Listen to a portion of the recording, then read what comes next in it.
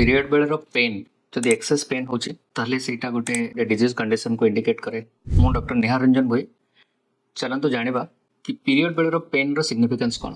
Period baler pen में भी normal ही थे पारे जदि बहुत ही सिवियर होची जोटा को टॉलरेट करी होनी आपन को इंजेक्शन नबा पड़ुची बटिका खाइबा पड़ुची से पेन में भी आपन गोटे पेल्विक इन्फेक्शन पे हे थे पारे जोटा को बहुत कॉमन स्त्री लोक मान भितर किंतु गोटे टिपिकल कंडीशन अछि ताको कहंती एंडोमेट्रियोसिस आ गोटे टिपिकल कंडीशन अछि एडेनोमायोसिस।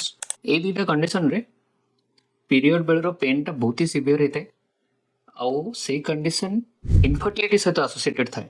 तो टिपिकली जदि आपन को पीरियड बेले बेसी पेन होचे आपन आउ प्रेगनेंसी प्लान करूचंती फेलियर होची ताहले आपन हेला न करके संग फर्टिलिटी कंसल्टेंट को देखा करंतु सलाह नियंतु प्रॉपर डायग्नोसिस करंतु हे पारे कि एटा एंडोमेट्रियोसिस रिलेटेड पेन हेतिबो।